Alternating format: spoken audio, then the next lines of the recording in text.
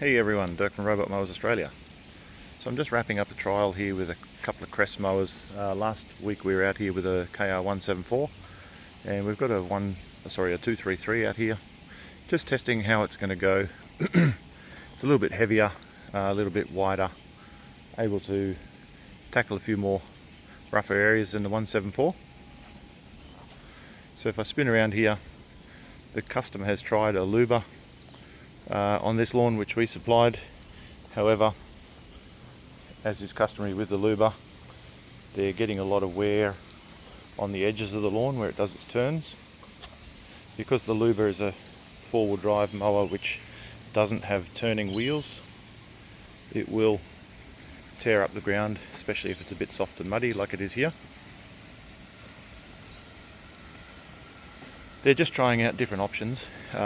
This slope is not that steep that you need an all-wheel drive mower, but they just wanted to try a couple of options, so we've done a week trial here with the Kress, and also they've tried out the luber for a few days. So you can see there the Kress doesn't really have any issues turning around there. What I'm going to do now is going to send it to another area which passes through under this building. I did post a little video on social media last week of the KR174 coming through here, which surprised a lot of people, including myself, that it could get through that path, including navigating around a corner, despite there not being any direct satellite signal. So what I'll do is I'll just pause the video, jump onto the app, send it up to the top area, and we'll see how it goes. Okay, so I've directed the mower to head up to another area. As the app says, it's searching the zone, which is the symbol or the message you get when it's heading to another zone. We'll just watch it come off the lawn here, go under the building, and up a little gravel path on the other side of the building, and then through a fence. Now the openings on the fence aren't that big, so it may bump onto a post trying to get through, but it should recover. We'll see how it goes.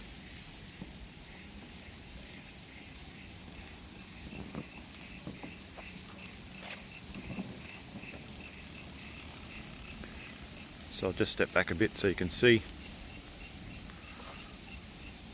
Although obviously there is a bit of satellite coming in through here, there is a lot of tree cover there. So it's only a very small space of sky that's actually visible.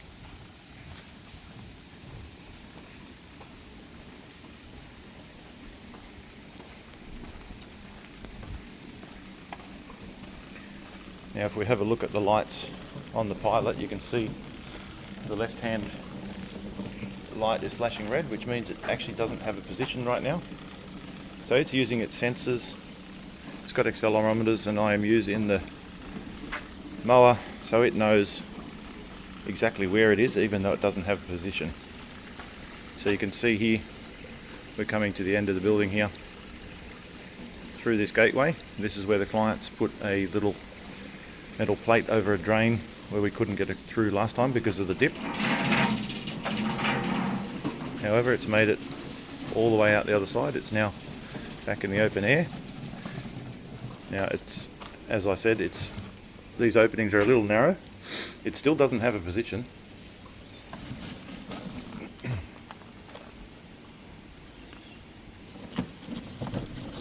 That is, yes. This is the opening I've mapped, so let's see how it goes. Or maybe it was that one I mapped, I can't remember. It does have a position, so it knows now where it needs to be. So it's recovering. It's obviously very loose and scrabbly here. Not ideal for a two-wheel drive mower. So long term, if the client's going to go ahead with this, they will need to do something about this path, maybe concrete it.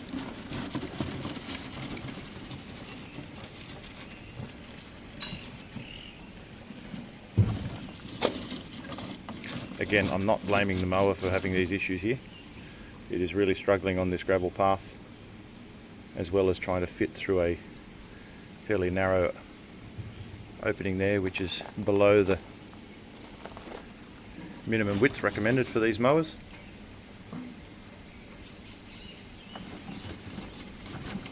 in hindsight, what I probably should have done is actually map this lawn here, got it up onto that lawn, and then just travel straight across the path rather than trying to take it at an angle. So I may still do that and see how we go, but it looks like it's found the opening. Yep, there it goes. So they're pretty smart. They know where they've got to go, and they will keep trying for quite a while. So this lawn I haven't mapped as a mowing area for now. It's just a path travelling through the area. We've got a couple of little tree roots here we've got to navigate.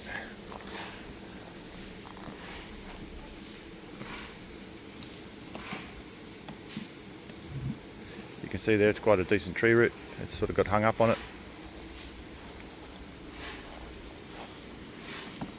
It's still going to try and get around it though. It's picked it up as an obstacle.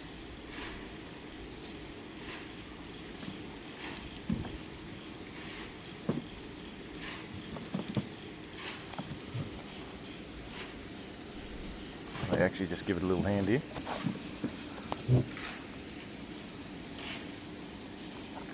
Once it goes forward, I'll give it a little bit of a lift.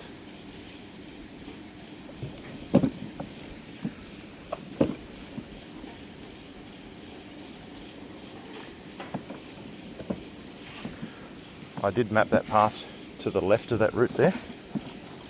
However, even though we've got 3 green lights, we are under thick tree cover here.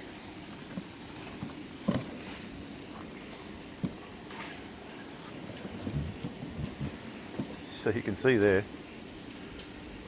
it's backed up. It's got itself to the other side of the route.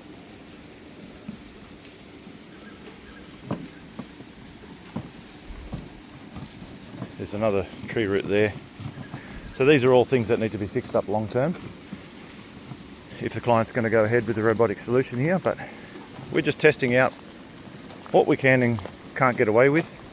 And obviously with an installation for the long term, you want to try and minimize some of these obstacles and difficulties that could stop it and cause you grief down the track. So, but for now, for a trial, this is perfectly fine. Really testing it at its limits.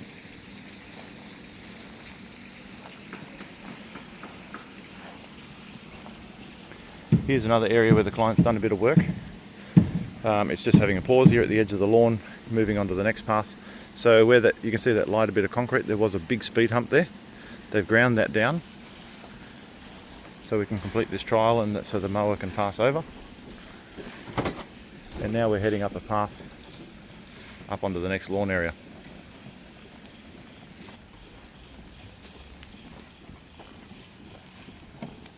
This path is about 15 degrees, and last week with the KR174, when it was coming down this path, it was slipping and sliding, but the extra weight of the 233 is definitely helping it.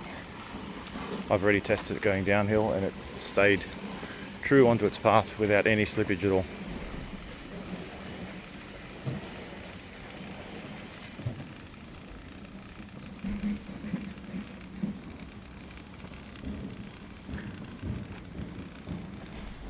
And there you have it.